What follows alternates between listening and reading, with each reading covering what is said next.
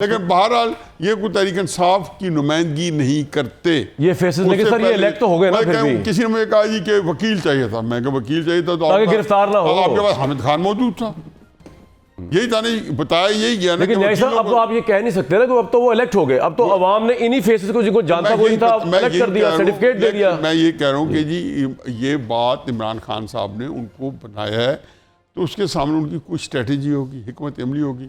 मैं बार उनका दिमाग आप ये कह रहे हैं कि मैं उनका दिमाग बखूबी पढ़ सकता हूँ, लेकिन मैं उसको ये वो इम्पोर्टेंट नहीं है तो क्या सोच रहे हैं। इम्पोर्टेंट ये है कि उन्होंने एक स्ट्रेटेजी के तहत गौहर अली खान को बनाया है और उसके जो आगे उसकी जो वजूहत हैं सामने आएंगी तो मेरा ख्याल है कि मैं कुछ लिख भी चुका हूँ और मुझे पता भी चल जाएगा मैं सही मेरा अंदाजा है गलत अंदाजा। ये टेक्निकल बात है। जरा हमने देखा कि PMLN पे बड़ी ज्यादतियाँ हुई थी 2018 के बाद उनकी, लेकिन उनकी पंजाब असेंबली का भी एक मेंबर नहीं टूटा, ये तो हमें पता। उनका MNA का एक मेंबर नहीं टूटा।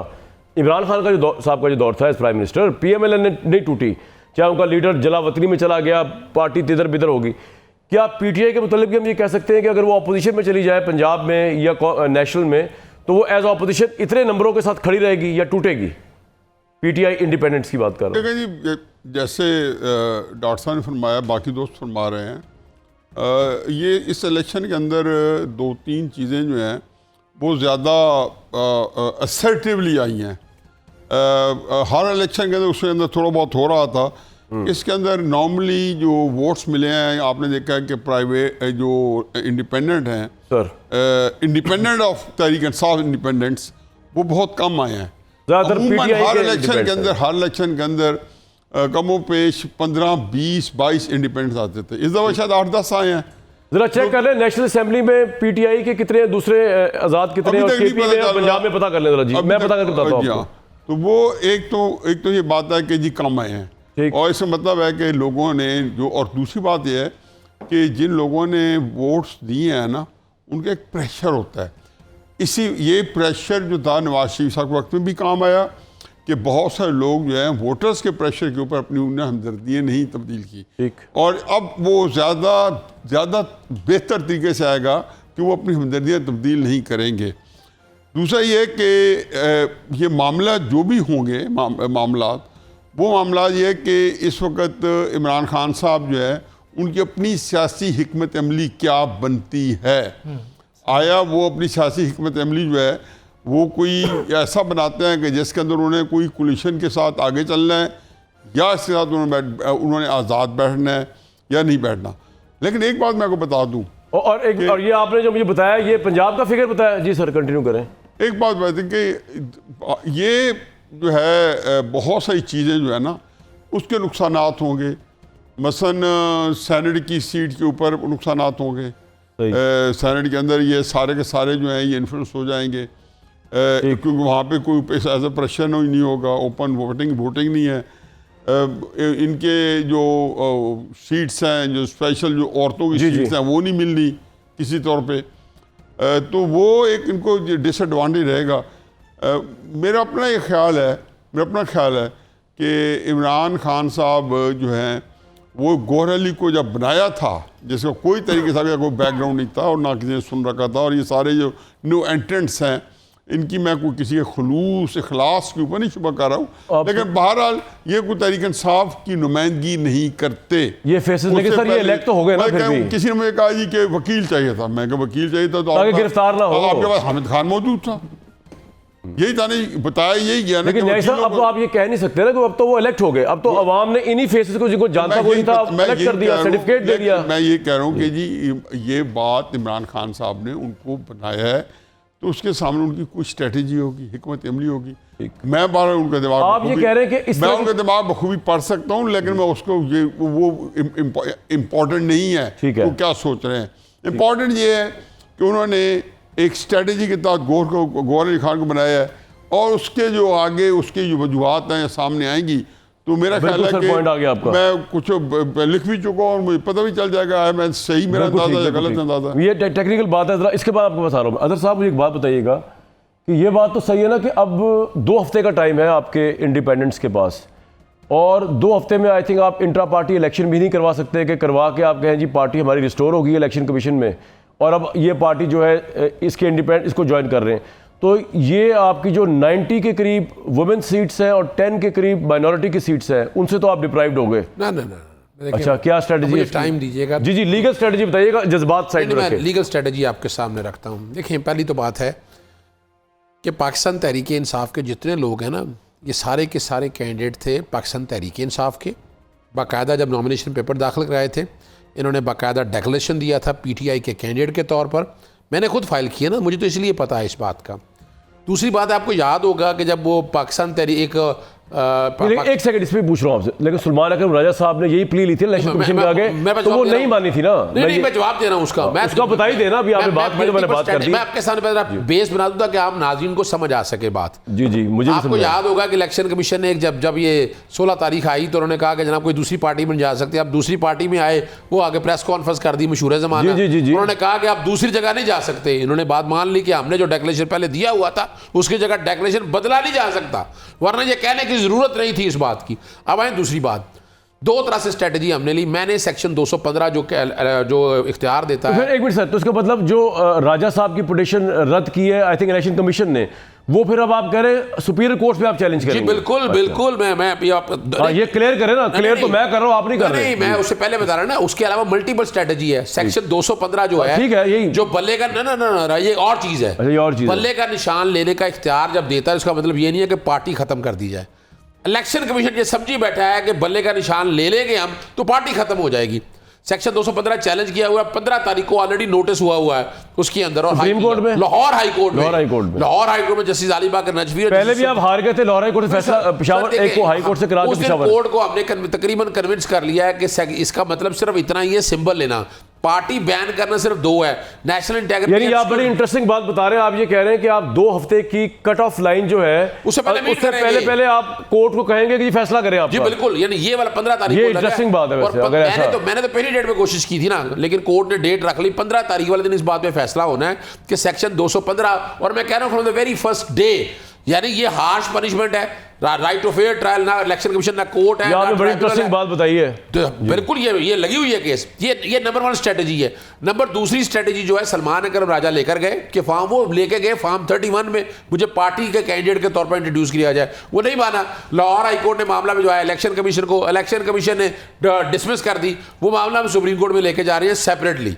और वहां ये बात याद रखिएगा, देखिए ये एक बात तय करना होगी। आपको सुप्रीम कोर्ट से इंसाफ की उम्मीद है ही नहीं, तो फिर आप क्यों जा रहे हैं? देखिए मैं बताऊंगा आपको, अगर है या नहीं है, लेकिन हमें और अगर वहां सुनवाई ना हुई इस केस की और उन्होंने कहा नहीं आजाद मेंबर ऑफ पीटीआई के नहीं, फिर क्या करेंगे? देखिए अब ये तो फिर सुप्रीम कोर्ट अब या तो कानून से हट जाएगी या तो आर्टिकल 17 को निकालना पड़ेगा। देखिए किसी आर्टिकल 17 क्या कहता है? आर्टिकल 17 कहता है कि आप सियासी जमात बना सकते हैं। आर्टिकल 17 सियासी जमात बना सकते हैं 2 शर्तों पर ही। मैं आपके सामने मुतलका लैंग्वेज पढ़ देता हूँ और आपको आसान आप निकालें, जब तक मैं इनसे बात कर लेता हूँ। 1 मिनट का काम है, ज्यादा लंबा तो काम ही नहीं है। 1 मिनट बहुत 60 सेकंड होते हैं। National integrity and sovereignty of Pakistan, ये 2 वजह हैं कि अगर आप जिसकी बुनियाद पर पार्टी को बैन कर सकते हैं। वफाकी हुकूमत पहले पार्टी को बैन करती है, डिक्लेयर करती है कि आप national integrity and security of Pakistan के खिलाफ बात करें, फिर सुप्रीम कोर्ट जाता है, सुप्रीम कोर्ट डिक्लेयर तो पार्टी का बैन करने का है ना, जो पार्टी के सिंबल पे खड़ा ही नहीं हुआ। नहीं तो यही तो सवाल है, उसको किस तरह मिल जाएगा? देखिए ना, पार्टी को सिंबल ले जाने का मतलब है सिंबल ले लें आप, तो सिंबल के बगैर आपने इलेक्शन लड़ लिए। लेकिन आपने अब आप कह रहे आजाद बंदा पार्टी को ज्वाइन करना चाहता है, ज्वाइन करने का इशू नहीं है, वो पाकिस्तान तहरीक इंसाफ के कैंडिडेट है। आपने उनको ये भी आपको साबित करना पड़ेगा। साबित करने की बात ही कोई नहीं है, सुप्रीम कोर्ट के सामने मामला जाना है और बड़ी वाज़ेह बात है। एक काम सर, आप तो वकील हैं, आपने तो यही कह रहे हैं ना, मुझे आपने क्लाइंट को बर्बाद देना है। मुझे बताएं आपका ख्याल, आप कह रहे हैं ये चाहते हैं कि पार्टी का सिंबल लेके पार्टी भी खत्म हो जाएगी? नहीं, ये हो ही नहीं सकता। मैं ये कह रहा हूं, बड़ी सीधी सी बात है। वाले साहब, आपको लगता है कि जितनी सिंपलिस्टिक तरीके से ये कह रहे हैं इस तरह स्मूथली हो भी जाएगा कोर्ट तक? देखिए असल में जो वही बात है कि जो वकील है ना, और बल्कि साथ साथ भी बताएंगे इस बारे में, तो वकील है ही ये कह दे कि ये चीजें डाउटेड हैं, तो उसको केस कौन देगा? हाँ, वही जो मैं कह रहा था। वकील तो वो नईम बुखारी साहब ने कहा था ना कि क्लाइंट हारता है, वकील नहीं हारता। एंड में अगर साहब ने कहा था ना जी हमने तो बड़ा केस लड़ा। ना मैंने तो सीधी बात कर दी, मैं तो डाउट कर रहा हूं यार, तो साहब तो गुस्सा आपका इमरानी गुस्सा है आपका भी यार, गुस्सा खूब है भाई। देखिए बताया डाउटफुल, मैं तो डाउटफुल बात करता ही नहीं हूं। देखिए ये वो एक वकील के पास बंदा गया ना, तो उसने उसको कहा कि मेरे बेटे से कत्ल का केस हो गया, तो उसने कहा उसने कितने पैसे? उसने कहा मैं 50,000 रुपये लूंगा। उसने सोचा ये तो बड़ा माड़ा सा पुरानी मिसाल हो गई यार, है। एक मिनट मेरी बहने आपकी मेरे लिए नहीं है, जरा सुन इतनी लें। मिसाल पुरानी तो दे। ये पुरानी मिसाल है ना, ये तो आप वकीलों पे बराह रास्त अटैक करना शुरू कर देंगे आप। यार चले ये देखिए ना, ये जो- आप ये जो है- एनालिस्टों पे कर दीजिएगा ये attack। जो इस तरह की बात करेगा ना, ये अब देखिए अच्छा क्या क्या कह रहे हैं, मैंने सुनी नहीं, मिसाल सुनाए यार, बोल के लफाज है आपके। सुन ली है, यानी ये वकीलों के ऊपर अटैक करने की बजाय आप जो बात खुद कर सुधार रहे हैं, देंगे। यार देखिए, वकीलों में कोई अटैक कर सकता है? या एक मिनट नहीं, आपको तो मिली अगर सुन टिकटें इसलिए लीजिएगा, सुन कि लीजिएगा। अच्छा ये सुन के फिर फैसला कीजिएगा क्या? जी मैं करता हूँ। हाँ चलिए। अच्छा ये कहते हैं मैंने 1000 दफा कत्ल का सुना हुआ है। मुकदमा हुआ जी, 1000 दफा सुना हुआ है। मैंने नहीं सुना हुआ सर, मुझे सुनाया एक आप। दफा और सुन ले। हाँ, सुना अगर सुना। 1000 दफा भी तो सुना ही है ना। हाँ। वो तो उसने कहा कि जी तो दोबारा एक बच्चे पे हुआ कत्ल का, वो दोबारा से वकील के पास गया। उसने कहा कितने पैसे, उसने कहा 50,000 रुपया लूंगा। उसने कहा ये तो कोई माड़ा वकील है, कोई तगड़ा ये तो मैं वकील 100 रुपए का करा लेता हूँ, मैं बता देता हूँ आगे। यार सुन तो दे यार अजहर साहब। ये मजाक वाली बात है। अजहर साहब क्या हो गया? आप एक नेशनल चैनल में बैठे हैं, कामरान ओ साहब, यार, ये कुछ सीरियस बात वो करें कोई आप। बात। यानी ये इस तरह, ये अच्छा लगता है इस तरह की बातें करते हुए, मजाक उड़ाते हुए इस बात का। ओ, यानी सुन तो ले, मुझे यहाँ तो पता कोई है। वकील हो ना, मुझे इवैल्यूएट तो करने दे कि सर, मजाक यहाँ है तो कि कोई नहीं। वकील हो ना, अच्छा लगता है इस बात यार का। 17 घंटे इलेक्शन का रिजल्ट नहीं है जो मजाक हुआ है। I object such type of use of a language. सुन तो ले, है क्या कह रहे है ही हैं नहीं ये बात भाई, एक कानूनी बात है, आईनी बात है। आप इस बात को ये खालिद लेके जाए, आप वकीलों खालिद में डालना शुरू कर साहब, दें इस आप बात दफा को। करें इस एग्जांपल को, आप आगे चले। इनके पास वैसे मुझे अब ना फिर भी बात कह रहे हैं, मुझे अब कहने की जरूरत नहीं है। इन्होंने अपने रवैये से ही जो गैर आप हैरान तो नहीं फील कर रहे? मैं किस बात पे हरास फील करूंगा? अच्छा मतलब ये देखिए बात सुन नहीं रहे और 100 रुपए पे और अच्छा आप कहना क्या चाह रहे थे आप? कह रहे ये हैं- सारा टोटल वकीलों में डालना चाहते हैं। अच्छा, यार, अच्छा ठीक। ये इन्होंने फैसला कर लिया कि वकीलों की गलती है। आप बोले आप चले। अच्छा मैंने ये पता किस बात को बाल हो निकाल रहे गया हैं? यार, ये ऐसा लगा है यार, छोड़े इस बात को पर। मेरे पास सुने, मैंने आपकी बात में बिल्कुल दखल नहीं सर आप ये पर्सनल अटैक कर रहे हैं। अगर आप मुझसे पूछते हैं तो आई एम स्ट्रांग रिजर्वेशन आप अबाउट। हर बंदे पे चलो पर्सनल सर, अटैक कर सकते हैं। आप यानी आप देखिए, खालिद साहब, आप बात करें चल, चल, कानून की बात करें क्या ना, कानून की बात? आप कानून की बात करें ना। बात ये कौन सा लतीफा है? ये लतीफा नहीं है, चले आगे चले आप। मैंने बात तो ये सुनी लतीफा नहीं नहीं है है, फिर बात तो आपने सुनी नहीं ये है। कमाल कर रहे हैं आप। अच्छा, आप तो पता सुनिए। है हमें ना, हमें पता आप क्या कहना चाहते हैं। क्या आपको वैसा- आप वो बात करें कानूनी जो पूछी है उनसे। अच्छा यार, अब ये वकीलों को छोड़ दे। वकीलों ने क्या किया? मैं- आप सलमान राजा पे क्यों बरारा से अटैक करना चाहते मैं हैं? तो सुना रहा हूँ, मैं बात अब नहीं और की। क्या करना चाहते हैं? अच्छा करें, आप करें पूरा। अच्छा खालिद साहब उनको छोड़ देना, आप कंप्लीट जल्द से कर लें यार। नहीं ये गलत बात है ना कामरान। यानी वो वकील कोई और बात- लतीफा छोड़- ये आउट ऑफ कॉन्टेक्स्ट है ये बात सर इस्तेमाल मुझे करना उनको यार। कहने तो दे। अच्छा सुन लीजिएगा। नहीं नहीं छोड़े, दफा करें, आगे चले सर आप। अब लानत भेजते हैं उस बात पे। असल बात इस बात पे गुस्सा किस बात पे है? जब वक्फा हुआ था ना तो मैंने ऐसे कह दिया था, मैंने कहा यार वकीलों ने इमरान खान को मरवाने में काफी आप देखें ना, आगे ना बात वही आगे ना बात अच्छा, ये वही बात- आगे ना बात। उसी का गुस्सा मुझे है। क्रेडिट देकर मैंने सच निकलवा लिया है। वो तो उन्होंने ब्रेक में कहा। अच्छा साहब, अच्छा अब रुक जाइए जी, अब आप लोगों ने कर दिया यहाँ पे, अब आप लोगों ने कर दिया इंतशार का माहौल। साद रसूल साहब, एक तो अगर आप कुछ कहना चाह रहे हैं इस सारी एग्जांपल के दौरान, अगर कोई लतीफा और आपको देने वाला मुकला- वकीलों के बारे में कुछ कहना हाँ, चाहते हैं? ओके, वो बता दें। फिर मेरा सवाल ये है कि जो अदर साहब फरमा रहे कोर्ट में ऐसे होगा कि आजाद कैंडिडेट जो है वो पीटीआई को भी ज्वाइन कर सकेंगे? पीटीआई को ज्वाइन ही पीटीआई के हैं। पीटीआई के हैं चले जी। मैं देखिए इसमें बसद एहतराम आवाज करें यार। अजहर सिद्दीक साहब, मैं अजहर सुनना सिद्दीक चाहते हैं ना हम। जी बसद एहतराम, मैं अजहर सिद्दीक साहब जितना सेंसिटिव नहीं हूँ इन जोक्स के बारे में। मेरे ख्याल में वकला हजरात के ऊपर भी उसी तरह बात हो सकती है जिस तरह बाकी सब के ऊपर हो सकती है। लेकिन जोर से जो बोलो। कानूनी पॉइंट अजहर साहब कह रहे हैं, मैं उस पर एक लम्हे की जी आप कानूनी पॉइंट बताएं। जी जी देखिए, कानून की बात मेरी नाकिस सी फहम में, अजहर साहब मुझसे सीनियर वकील हैं, लेकिन मेरी नाकिस सी फहम में कानूनी बात बड़ी बेसिक सी है। एक पॉलिटिकल पार्टी जो पहले रिप्रेजेंटेशन ऑफ पीपल्स एक्ट 1976 के नीचे रजिस्टर्ड और पॉलिटिकल पार्टीज ऑर्डर 2002 के नीचे रजिस्टर्ड होती थी, और अब नून लीग के बनाए हुए इलेक्शन एक्ट 2017 के नीचे रजिस्टर होती है, उस पॉलिटिकल पार्टी के बहुत से जुज़ होते हैं। उस पॉलिटिकल पार्टी का एक चेयरपर्सन होता है, एक सेक्रेटरी होता है, एक ट्रेजरर होता है, इसी तरह उसका एक इलेक्शन सिंबल होता है, एक उसका रिटर्न होता है, एक उसको रिटर्न फॉर्म करने का तरीका होता है। ये सारे उस पॉलिटिकल पार्टी के ओहदे या पोजीशंस या एसेट्स हैं, ये वो पॉलिटिकल पार्टी अज खुद नहीं है।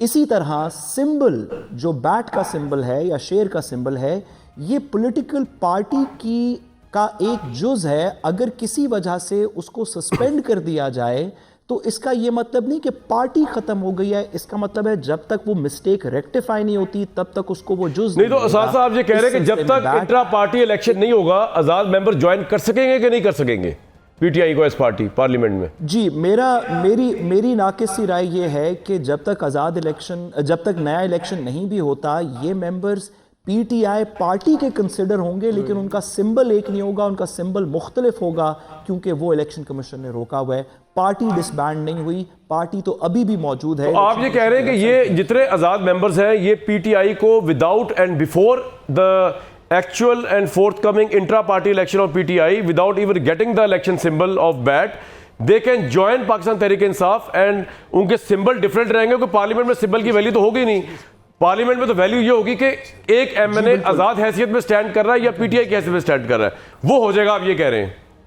जी बिल्कुल। मैं इससे थोड़ी सी बात आगे करूं और इसमें थोड़ी बात करते वक्त मैं ये कहता चलूं कि अदालत में ये सवाल अब से पहले नहीं गया तो हतमी कानूनी राय क्या होगी, ये तो मेरा ख्याल है कि आने वाले दिनों के अंदर अदालत उस्मा और अदालत बिल्कुल वेल सेड। लेकिन मेरी नाकिस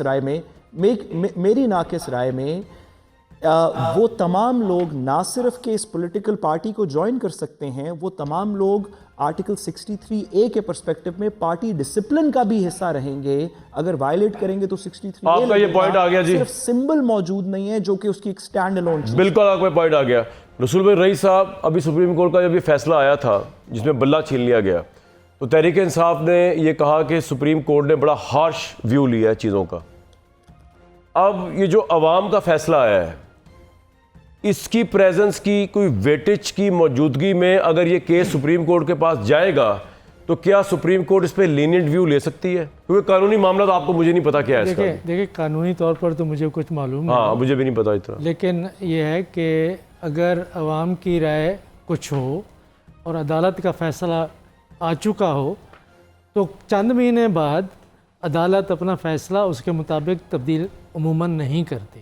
लेकिन आप रिव्यू में जाते हैं, रिव्यू में गए में वैसे भी उस फैसले में भी है, अगर रिव्यू में जाते हैं तो फैसला मुख्तलिफ हो सकता है अगर नए फैक्ट्स आए। लेकिन उसमें मेरे ख्याल में हमें कानून के ऊपर और आइन की तशरीह। रसूल साहब, ये तो एक नया केस है ना, ये तो नया केस होगा, इसका तो उससे कोई ताल्लुक नहीं जो बल्ला छीना गया था। मैं उसकी बात कर रहा हूं। जो भी फैसला वो करेंगे कानून और आइन के मुताबिक करेंगे कि हमें ये प्रिजम्पशन नहीं करनी चाहिए कि चूंकि अवाम की राय किसी सियासी जमात के साथ है तो उसकी वजह से उस राय आमा से सुप्रीम कोर्ट मुतासर हो गया है।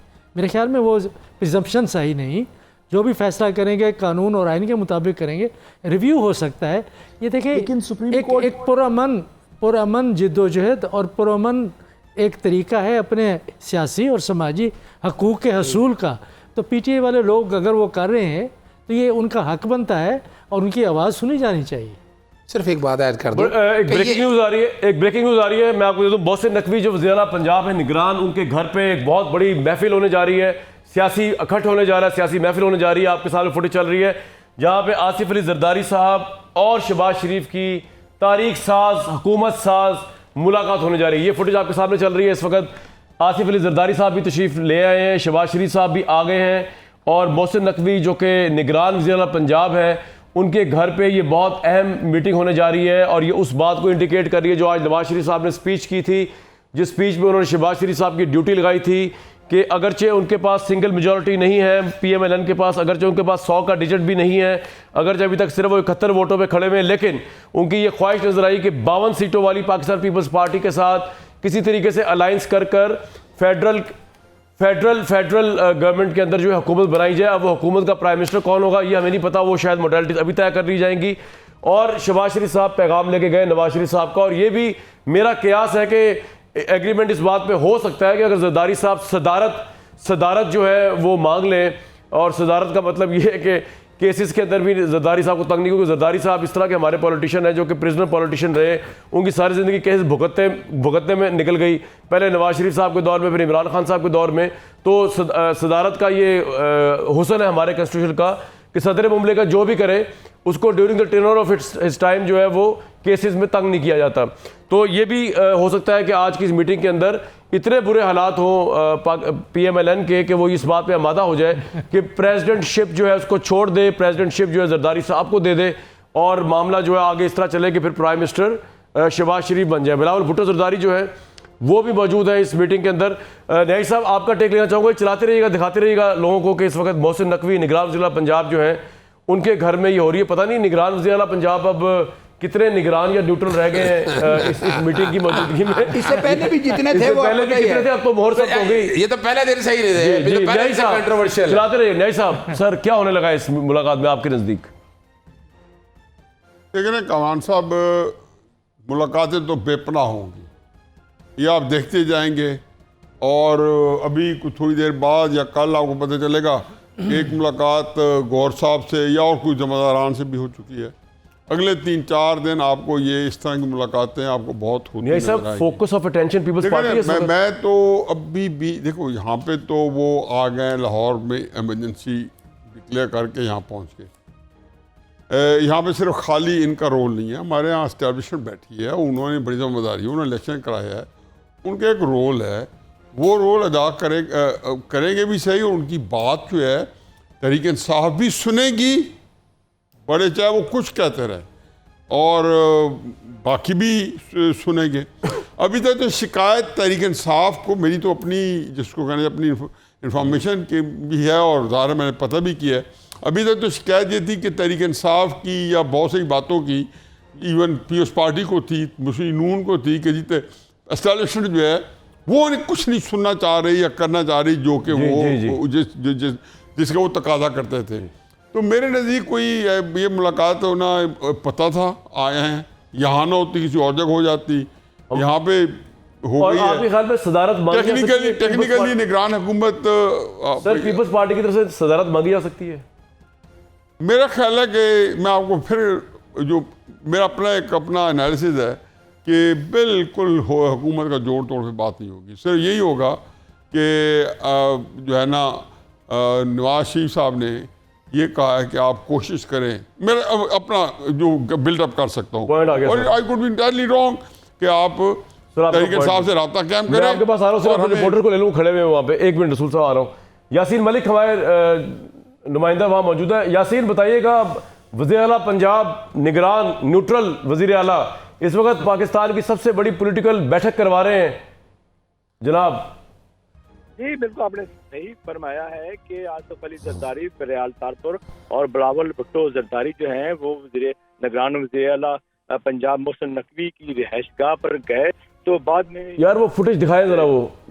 जी आप बोले सर, सुन रहा हूं। बाद में वहाँ जो शहबाज शरीफ भी वहाँ मोहसिन नकवी की रिहाइशगाह पर पहुँच गए हैं, और ये दोनों जमातों के रहनुमाओं ने निगरान वज़ीर पंजाब की रिहाइशगाह पर ही यहाँ मुलाकात की, और इन मुलाकात में जो है वो दोनों का इस्तकबाल उन्होंने किया, और वो उन्होंने तबादला ख्याल किया हुकूमत साजी के हवाले से। तो अच्छा ये बताएं, कोई अच्छा आप कह रहे हैं हुकूमत साजी के बारे में, तो कोई प्रेस टॉक होगी अभी इस लेवल पे, या ऐसी कोई सूरत हाल नहीं है? नहीं, अभी जरा ये बता रहे हैं कि जो शहबाज शरीफ साहब तो उठ गए हैं वहाँ से, उनकी तो गाड़ियाँ चलेगी वहाँ से, और इस वक्त बाकी जो पूरी फैमिली से मिले कि ख्याल। अच्छा, शहबाज शरीफ साहब जा चुके हैं, इसका मतलब फिर तो बड़ा। यासीन थैंक यू, हमारे साथ रहेगा, दोबारा आपसे रब्ता करेंगे। रसूल साहब बड़ा कोई कॉन्क्रीट पैगाम देके निकल गए, वो तो इसका मतलब बड़ा कोई स्पेसिफिक।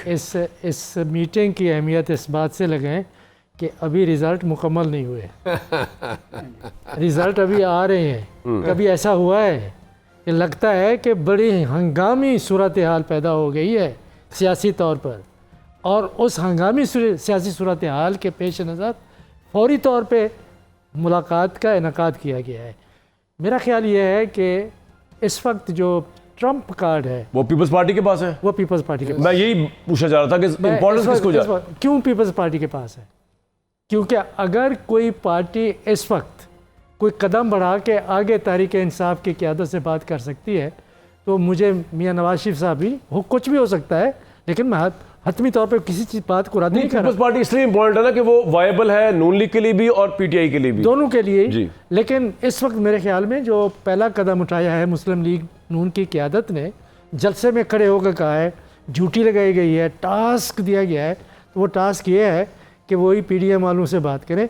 तो जाहिर है कि वो उन्होंने मुकम्मल तौर पर ना तो इन्होंने एक्नॉलेज किया, ना उन्होंने रिकग्नाइज़ किया कि हो क्या गया है, और ना उन्होंने उस तरफ कोई सोचने की कोशिश की, उसकी उनकी तवज्जो ही उस तरफ नहीं जा रही। तो वो ये है कि पीपल्स पार्टी के साथ अब पीपल्स पार्टी देखेगी कि इनके साथ क्या मिलता है।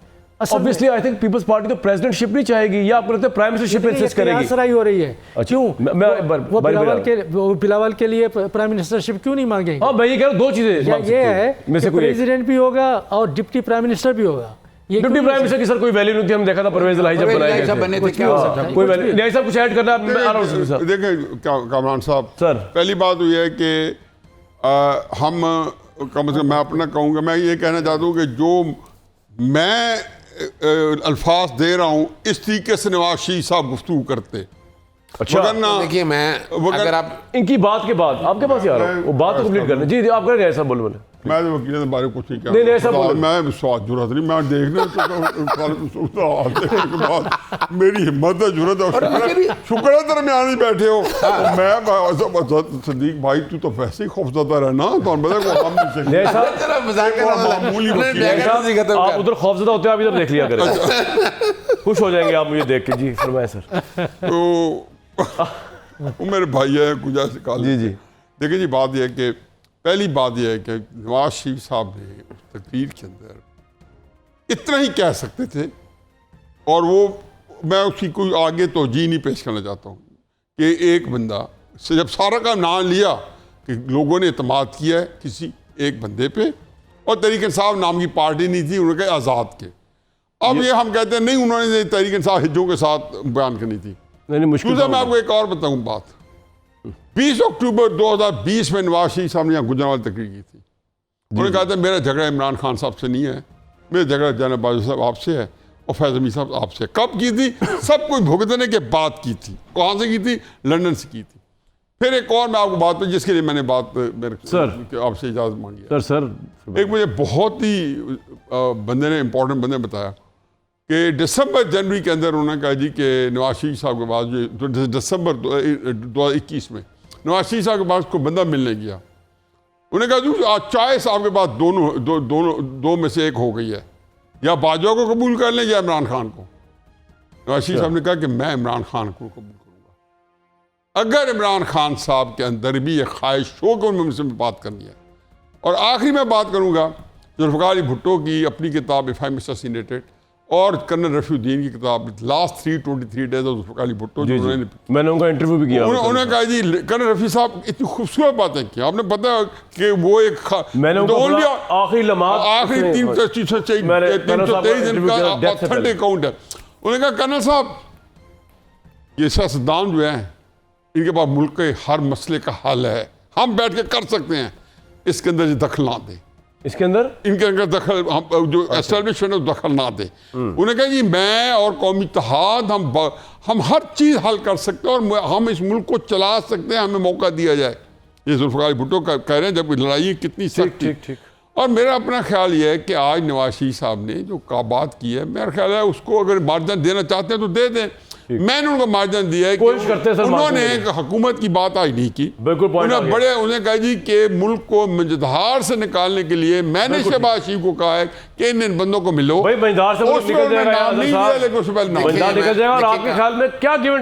देखिए कामरान शाह साहब, मैं तो लफ्ज़ आप तारीखी तौर पर बताने लगा हूँ कि जब PDM की हुकूमत बन रही थी ना, मैंने उसी वक्त कहा था कि वजारत उज़्मा पाकिस्तान पीपल्स पार्टी नहीं लेगी। वो 1.5 साल का अरसा पूरा हो गया, तो PMLN के ज़िम्मे वजारत उज़्मा नहीं है। मैं आपके प्रोग्राम में मैंने कहा था नवाज शरीफ वज़ीर आज़म नहीं बनेगा। ये फैसला जिसने करना है वो पाकिस्तान पीपल्स पार्टी ये बैठकर इस सारे सिनेरियो में अहम है। उनकी मर्जी है सदारत भी ले, उनकी मर्जी है वजारत उज़्मा भी ले, और क्या करे। और ये मैं अगली बात आपके सामने मोहसिन नकवी की। मोहसिन नकवी तो ताल्लुक उसका आसिफ जरदारी के साथ है। आपको याद होगा जब उन दिनों मीटिंगें हुई थी, जब धरने शुरू हुए थे, सबसे मेन पे आदमी फिर वो था। फिर जैसे वजारत निगरान वज़ीर आला का नाम आया, सबके सामने पता है कि फ़ौरन नाम फैसला कर लिया जाएगा। और अभी भी आप देखें निगरान वज़ीर आला होते हुए नज़र आ गया कि टेंटेड क्या हालात और वाक़यात है। लेकिन एक बात बता दूं, इस वक्त इमरान खान इतना अहम आदमी है, इस मुल्क को अगर किसी डायरेक्शन पे लेके जाता है उसके बगैर कोई फैसला नहीं होने। ये मैं बता दूं आपको, वहां हो गए तो फैसले उनकी मर्जी के बगैर नहीं हो सकते। जी साहब, उनकी मर्जी के बगैर इस मीटिंग का कोई फायदा है? और अगर हो रही है मीटिंग तो क्या गिव एंड टेक चल रहा होगा? और तीसरी बात ये कि डोमिनेटिंग पोजीशन में कौन है, PMLN जिसके 71 वोट सीटें अभी तक, या पीपल्स पार्टी जिसकी 52 सीटें इस वक्त? पीपल्स पार्टी जिसकी 52 सीटें हैं। कैसे?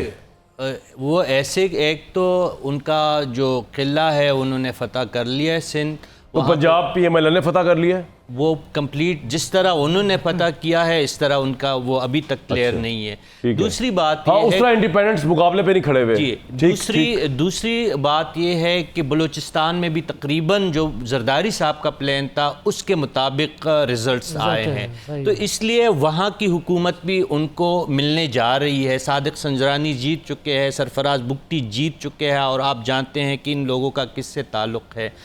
और इसके अलावा जो है बिलावल भुट्टो जरदारी का लबुल लहजा जितना सख्त था मुस्लिम लीग नून के हवाले से, सब मोम हो जाएगा। नहीं, नरम तो हो जाएगा, लेकिन वो बेटर बारगेन करके ही नरम होगा। मुझे तो ये लगता है कि पीपल्स पार्टी जो है उनका कम से कम मुतालबा जो है वो प्राइम मिनिस्टरशिप है।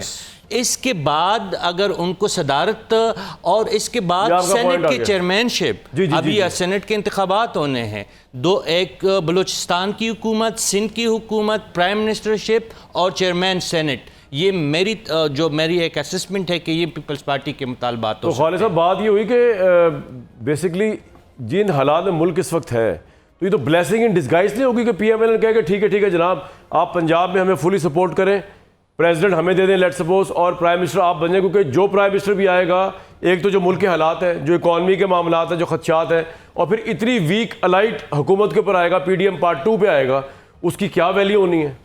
तो ये ज़्यादा चांसेस नहीं है कि पीपल्स पार्टी आराम से प्राइम मिनिस्टर बन जाए। देखिए, मैं समझता हूँ कि इस वक्त जो सूरत हाल है उसमें जो जैसे सब तकरीबन यही एक बात कर रहे हैं कि जो मेन इसमें बेनिफिशरी बन सकते हैं ना, वो पीपल्स पार्टी है। उसकी 2-3 वजूहत हैं। पहली वजह तो ये है कि उनके पास जरदारी है। आप इस पर गौर करें ना कि जरदारी साहब उनके साथ हैं। जरदारी साहब जो हैं वो बारगेन करने के बादशाह हैं, और हर दो तरीके से, वादे के हिसाब से भी और दूसरे हिसाब से भी, जो आजकल सियासत का एक चलन है, उसमें इनके पास अल्लाह ने उनको दिल बड़ा बड़ा दिया हुआ है, हाथ खुला है। मेरा सवाल कुछ और आपसे कि क्या ये कांटों की सेज वाली प्राइम मिनिस्टरशिप की स्लॉट लेंगे जरदारी साहब? मैं ये बता रहा हूँ ना। अच्छा, वो उनको हर बात आता है। उसमें यह है कि एक तजर्बा हो चुका हुआ है पहले, कि जब पंजाब में हुकूमत थी मियाँ नवाज शरीफ साहब की और मरकज़ में बेनज़ीर थी, तो मियाँ साहब को ये पता है कि जिसका पंजाब मजबूत है उसको इस चीज़ की कोई फिक्र नहीं कि फिर मरकज़ में कौन है। तो वो मरकज़ और पंजाब की जब बारगेन होगी उसमें वो उन्होंने मरकज़ दे देना है। लेकिन सर, पंजाब मजबूत है नून लीग का, जहाँ पे 126 इंडिपेंडेंट हैं उनके मुकाबले पे खड़े हुए, और 131 है फिलहाल PMLN। मजबूत है नहीं, मैं ये नहीं कहा कि उनका मजबूत, उनको अगर किसी को पंजाब में जो आ जाए तो वो मजबूत है। पीपल्स पार्टी के 10 मिल जाएंगे। मैं बहुत सारे इंडिपेंडेंट ऐसे जानता हूँ, 5-10 को तो मैं जानता हूँ जिनका ताल्लुक तहरीक इंसाफ से नहीं है, तो ये इस तरह की शायद नहीं, कोई ज्यादा इतने इंडिपेंडेंट नहीं है। मैं फिर गिनवा दूं आप उसके बाद साथ को जी सर। पूरे जनूबी पंजाब में एक आज़ाद है, रज़ा हयात हराज। बकर सारे आज़ाद है, बकर में नुमानी है। आप इसी सवाल पर बताइएगा।